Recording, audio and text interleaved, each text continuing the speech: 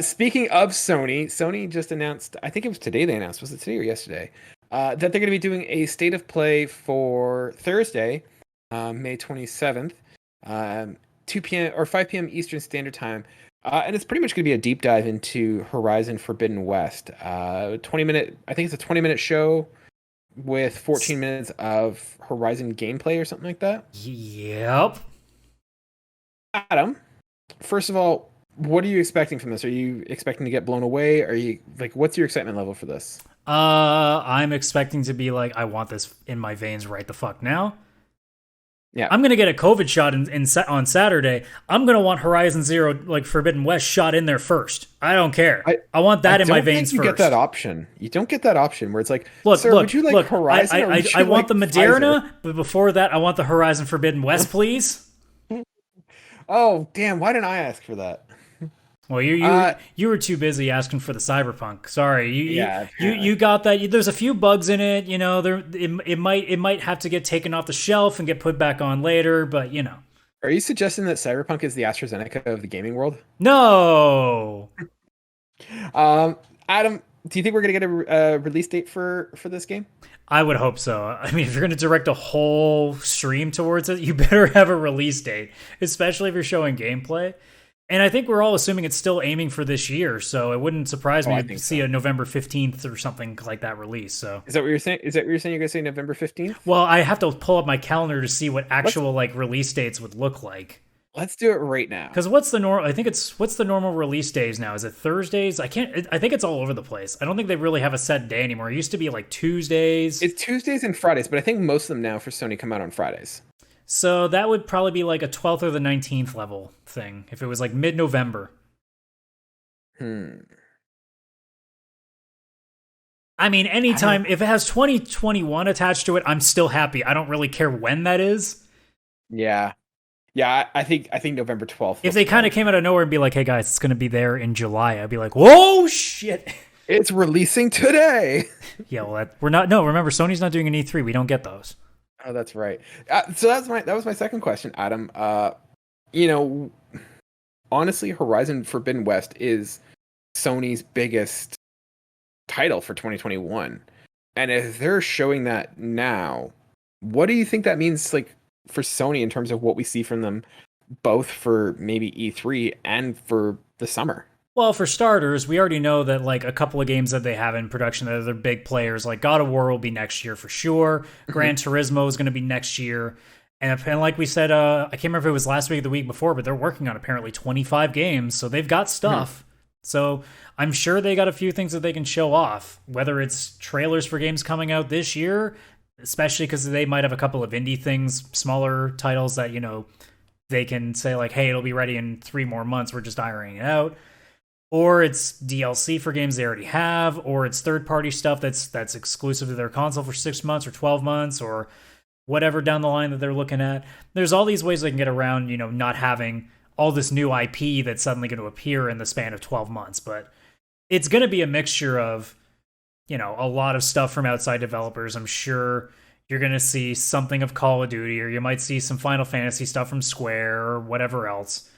But Mhm. I mean, in terms of their own stuff, I'm sure we'll see like one big name, whether it's an Uncharted or um, maybe a Bloodborne 2, because that was a big thing on their console. Maybe we see if what Sucker Punch is working on next. Who knows? Like, there's a lot of possibilities that we can go with. Yeah. But I mean, I'm not an industry insider. I got no goddamn idea what they're working on. They might blow my socks away and be like, hey, we contracted Square to finally make a new Chrono game after X amount of decades, but I'm not holding out for that one either. Who's being delusional now? Oh, oh, it's me. It's totally me. Yeah, for me, like I kind of figured that we would be getting something from Sony like around the time of E3. It's weird for Microsoft and Nintendo and like all the big companies to come out in the next 2 weeks and say, here's everything to expect from us, and Sony just sits there quietly. And Sony's been sitting there quietly a lot, and I don't know if that's necessarily a good thing. Um, I know this. I know that PlayStation's selling well, and they've got like they're doing well. Like they're not doing bad right now, but at some point, as it sits quietly, like we haven't got any big announcements yet in terms of what's coming out. I don't think they're Other going to than hang what they on. I don't think they're holding the cards that much longer. I mean, we think of like the future of gaming, which was their big one, and that's where the PS5 reveal was last year. That was June 4th. So I imagine at some point in the next, I don't know, let's say 8 to 10 weeks, by the time we hit like the end of July, we'll have a pretty definitive idea of what they're doing. So, I mean, like, I guess I'm the one that's kind of cautiously being like, I know they're going to do something. There's no way they don't. It's just a matter of when and when they'll kind of announce it. I think the Horizon thing is just a tease for the bigger picture that they're going to be launching at some point later in the summer. I think they're probably waiting for the press of E3 to die down so they can jump right in and be like, all right, Xbox, time to wash you up again. Yeah, I think you're right. I think it would definitely be something that would occur after E3, just because Sony has a propensity for going after Microsoft and, responding to them if they can. But I think you're right. I think it'll be something like after E3 settles, and they're probably just doing this Horizon Zero Dawn thing to kind of, get it out of the way, in the hopes that, when they do their presentation, it's going to be, hey, here's everything for 2022. So you're going to see God of War, you're going to see Ragnarok, you're going to see Gran Turismo, maybe the next Spider-Man, maybe you'll see what Blue Point's working on. Who knows? There's a lot of games that have come out yet that we haven't, like you said, there's 25 games that they're working on that we haven't seen yet. And I just feel like Sony's been very quiet, and it's time for them to say something. And I was kind of expecting that this is what they were going to be holding on to, but the fact that they're releasing it now before E3, I feel like it's a pretty interesting play to do. And I'm curious. I'd just love to be in the war room and see what they're doing. I will ask the honest question though. Do you think they have to say something right now? Because let's be honest, what's Xbox saying? Like, let's be real. Like, I'm not trying to be the fanboy here.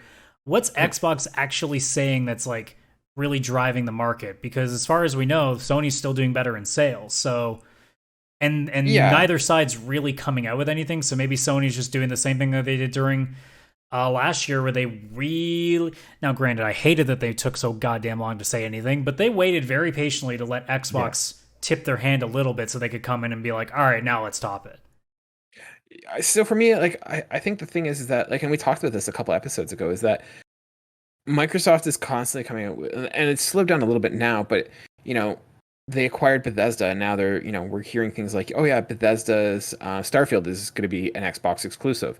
Like, if Microsoft comes out and they're like, hey, here's Halo, hey, here's Fable, we're working on these new IPs, here's Hellblade 2, here's the new Fallout coming out, here's the Starfield trailer, Starfield's coming out, 2022. They've got all these games lined up, and if Sony's just sitting there quietly, I mean, it's you can make the argument that they can stay quiet as long as they want because they're not the ones chasing. Agreed. It's like when look, I'm going to be really Canadian here for a second. When you are the home team in a hockey game, you get the last line change. Mm-hmm. So if you are the home team, or I guess in this case for Sony, if you're the winning team right now, if you're the one that's at the top, you're waiting to see what line your opponent puts out so that you can counter their line. So I imagine Sony doesn't have to do shit because they can wait for Xbox to show their entire lineup and then go, okay, so what do we do to counter this, and this that they've shown off? Because there's stuff that they were probably sitting there on their big war room, their big table with all the red strings connected to everything being like, okay, if this happens, we do this. If this happens, we do this. So if they suddenly say, oh, Halo, it's going to be out for sure at the end of this year, like just something like that, they go, okay, now we can pull something out. Okay, now let's pull the big gun out. Let's get the release date for God of War ready. Let's get that in stone so people are excited about that. Let's get them talking. Let's have this reveal that we've been putting on the back burner and kind of hidden privately for like 6 months that no one knows about. It's going to shock everybody. Like the Final Fantasy VII remake that Square like kept forever saying never existed, and then it finally got revealed.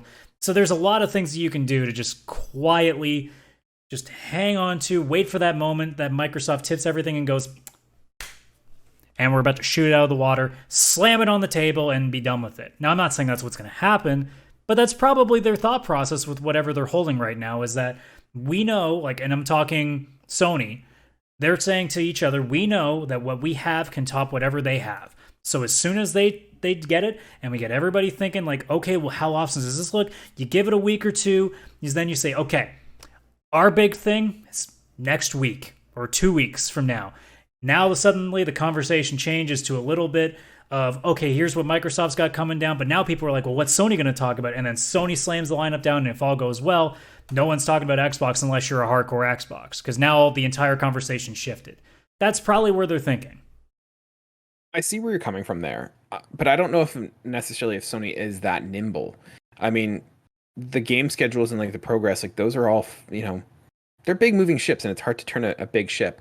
Well, but I think when most of the release dates are going to be, and it's like pro wrestling, like WWE has packages all over the place, ready in case somebody. They legitimately have all these packages for if somebody suddenly dies. Like they have things ready to go. I'm sure Sony's the same way. They've got trailers in the can. They've got gameplay footage from like alphas of some of these games that are getting released. They've got things ready to go so that if they need to come up with something fast, they at least have something ready.